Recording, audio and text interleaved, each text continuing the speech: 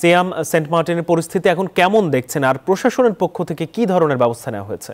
মাহমুদুল, আপনাকে ধন্যবাদ। আসলে গতকাল যে শিপটি ছেড়ে এসেছে এখানে যে খাদ্য সংকট এবং একই সাথে চিকিৎসা সংকটের কথা বলা হচ্ছে, খাদ্য সংকট কিছুটা লাঘব হয়েছে, কারণ এখানকার স্থানীয় জনপ্রতিনিধি যারা আছে তারা এখানে যেই বিজিএফ বিজিডি যে চাউলগুলো এনেছে সেগুলো বন্টন করবে এবং একই সাথে যে মিয়ানমারের অভ্যন্তরে যে চলমান সংঘাত সেটিকে ঘিরে তাদের জলসীমায় যে শিপগুলো আছে সেগুলো নিয়ে স্থানীয়দের মাঝে আতঙ্ক রয়েছে এবং একই সাথে এখানে প্রায় ৩০০ মতো রুগী রয়েছে। তার মধ্যে একেবারে আশঙ্কাজনক রুগী আছে ৮ থেকে ১০ জন, একেবারে হাঁটাচলা করতে পারে না।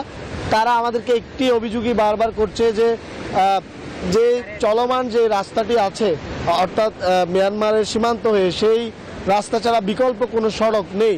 এই জন্য সরকারের কাছে তারা বারবারে আবেদন করছে যাতে তাদের এই সমস্যাটি সমাধান করতে পারে এবং একই সাথে আরেকটি দাবি তারা তুলছে, সেটি হচ্ছে একটি সি